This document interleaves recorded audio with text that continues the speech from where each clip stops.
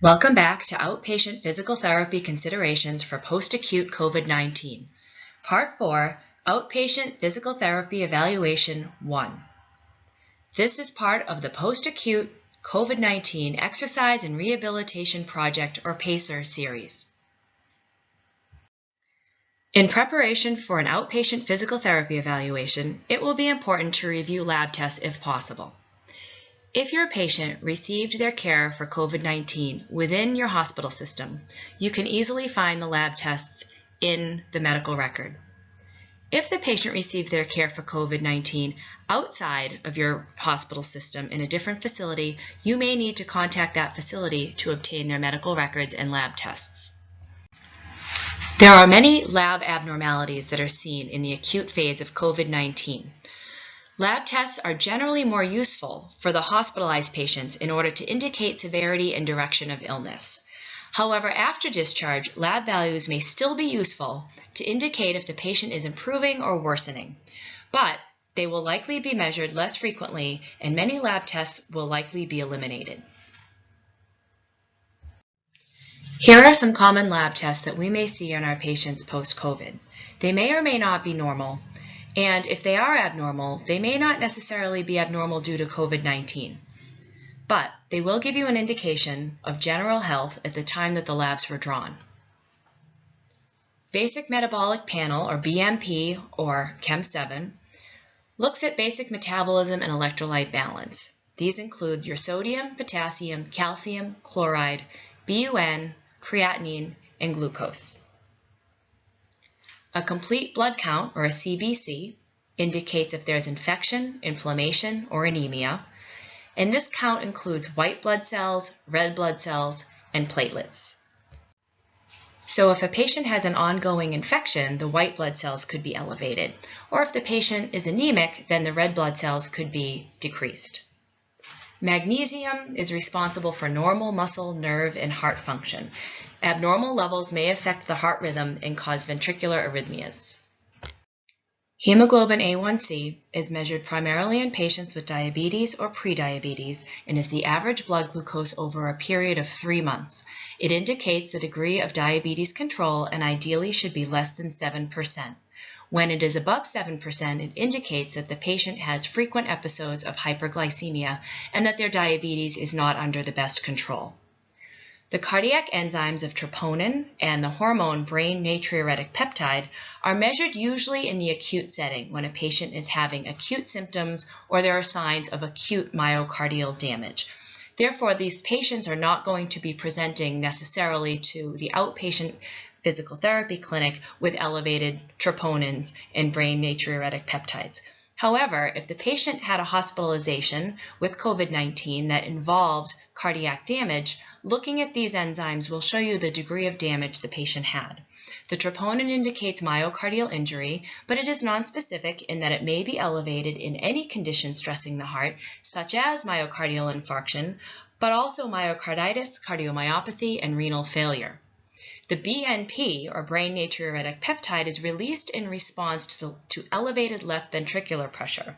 So when it is elevated, it indicates usually acute but sometimes chronic heart failure. The liver is responsible for drug metabolism, clotting factor production, protein and enzyme production, and many other functions. Liver function tests, or the liver panel, includes total protein, albumin, bilirubin, alkaline phosphatase, AST, and ALT. When any liver enzyme is elevated, that indicates potential liver damage, and this can cause signs such as jaundice or yellowing of the skin, itching or pruritus, or dark urine. Liver function tests, or the liver panel, should be normal in patients when they present to outpatient physical therapy. But if they were elevated in the hospital or during their COVID hospitalization, they may remain elevated for an extended period of time due to the systemic inflammation and possibly due to medications that they were taking. Coagulation studies such as International Normalized Ratio, or INR, prothrombin time, PT, activated partial thromboplastin time, or APTT, can be elevated in patients who have been anticoagulated, and they have a higher bleeding risk and longer bleeding times. So it will be important to know if your patient is on anticoagulation for bleeding risk. D-dimer is a protein that is found in the blood after a clot breaks down and indicates that there is increased clotting in the system. A negative test means that there is a very low likelihood of thrombosis in the body. However, when the D-dimer is elevated, that can be very nonspecific in that it could mean thrombosis, inflammation, sepsis, pregnancy, liver disease, trauma, or malignancy. Arterial blood gas, or ABG, is a measure of ventilation, gas exchange, and acid-base status in the blood. It indicates if there is hypoxemia, or too little oxygen in the blood, hypercapnia, or elevated carbon dioxide, acidosis, or alkalosis. This is primarily done in the inpatient critical care setting and will not likely have a recent value when the patient goes to outpatient physical therapy. Ferritin is the primary form of iron stored in the blood.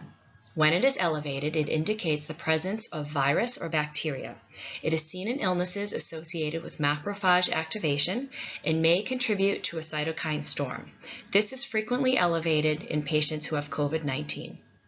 Another frequently elevated enzyme is lactate dehydrogenase, or LDH, which is involved in cell energy production. When it is elevated, it does indicate nonspecific inflammation or tissue damage. Also, inflammatory markers such as C-reactive protein, or CRP. This indicates inflammatory cytokines and tissue destruction when it's elevated. Also, with the potential for elevation is erythrocyte sedimentation rate, or ESR, which also indicates swelling and inflammation. COVID-19 has been found to be associated with a hypercoagulable state. There is an increased risk for deep vein thrombosis, or DVT, and pulmonary emboli, PE, in patients in the critical care unit with COVID-19.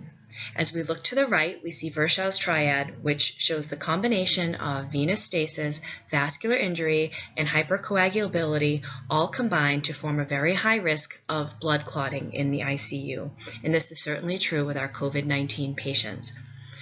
Patients in the ICU are typically anticoagulated prophylactically in order to prevent blood clots, but in those who do develop blood clots, they will be on increased dosing of whatever medication is best for them. Post-discharge, having had a DVT or a PE requires a minimum of 3 months of anticoagulation in the outpatient setting. Unless the patient is on warfarin or Coumadin, which is tested periodically with an INR test, outpatients don't typically require any coagulation testing.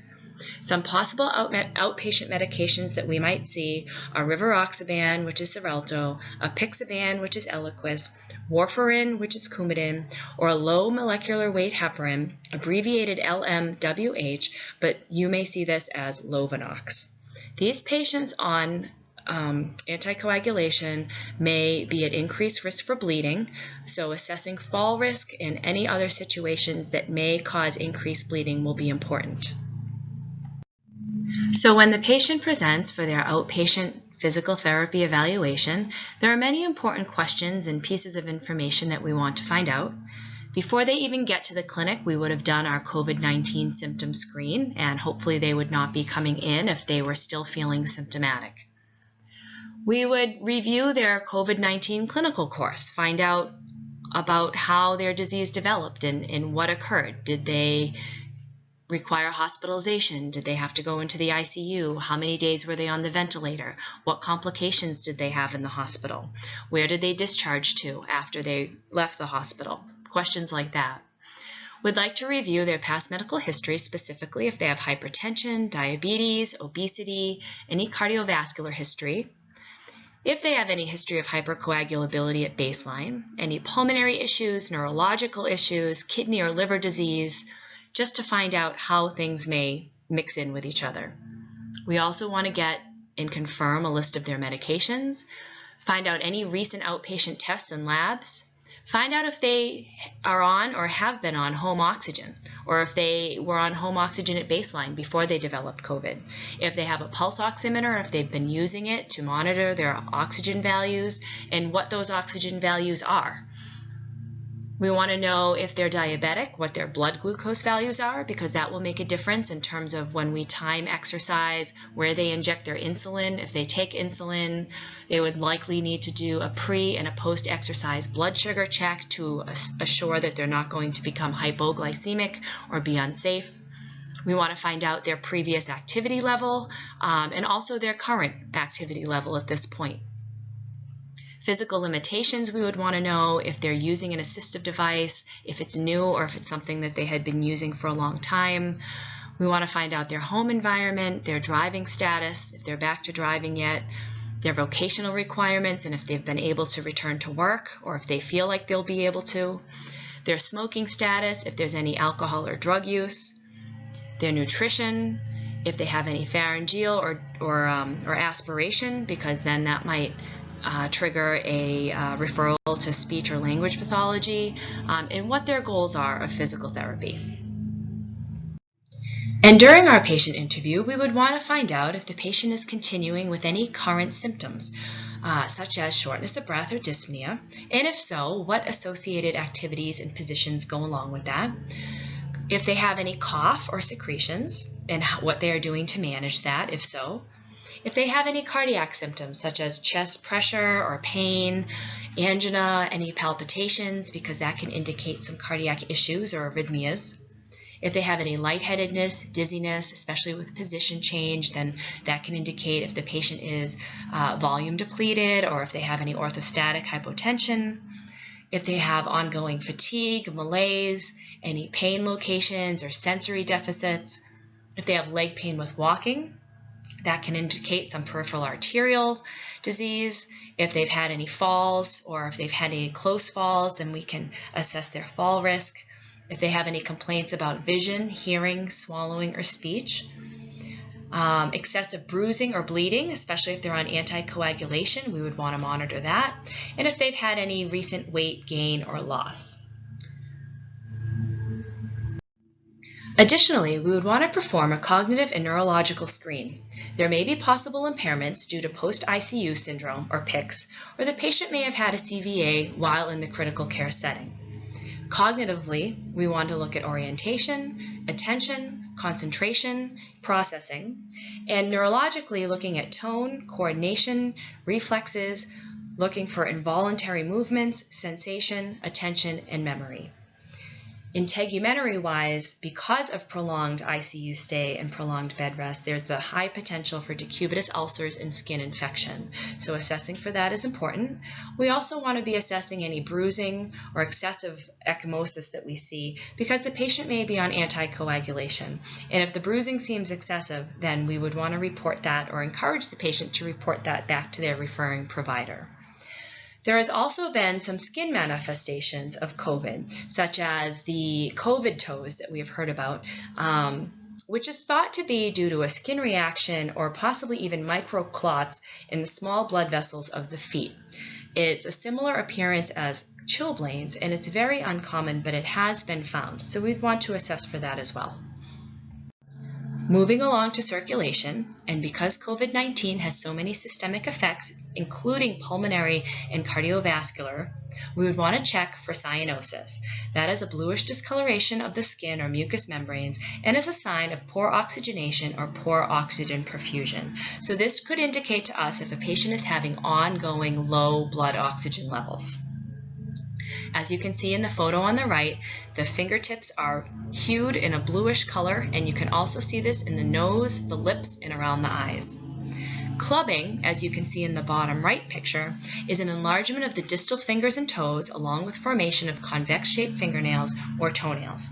This is a sign of chronically low blood oxygen levels, and it usually occurs only in advanced pulmonary disease. So we may not see this in COVID-19 as it is a more recent disease and is not a chronic condition for most people. We also would check capillary refill, which indicates arterial blood flow to the distal arterioles. And to do this, you would squeeze a finger or a toe, hold it for 5 seconds until the color blanches out, and then when you let go, it should take less than 3 seconds for the color to return. If it takes more than 3 seconds, that can be a sign that there may be some impaired blood flow to the distal arterioles. The next part of the circulation exam is edema assessment. And edema can be found anywhere in the body, but in patients with chronic conditions, it's most commonly found in the lower extremities due to the effects of gravity and higher pressures. Edema is classified as pitting or non-pitting and is graded from 0, meaning no edema, to 4+, which is severe pitting edema. And again, edema may indicate heart, kidney, or liver problems, as well as venous insufficiency or DVT in the edematous limb. Pulses are also important to assess for arterial occlusion. The strength of a pulse may be diminished in patients who have peripheral arterial disease, diabetes, or hypotension. And as you can see in the lower right photo, a common area to check is the dorsalis pedis pulse on the dorsum of the foot. This concludes Part 4, Outpatient Physical Therapy Evaluation 1. In the series, Outpatient Physical Therapy Considerations for Post-Acute COVID-19. Please join me for Part 5, where we will complete the physical therapy evaluations and discuss interventions as well. Here are some references for further reading and information on the physical therapy eval for COVID-19. And here are some additional links for lab test review and for review of cardiovascular and pulmonary exam by Morgan Johansson. This PACER project by Morgan can be found on the YouTube address below, or you can go to the cardiovascular and pulmonary website, which is www.cardiopt.org, and click on the COVID-19 resources.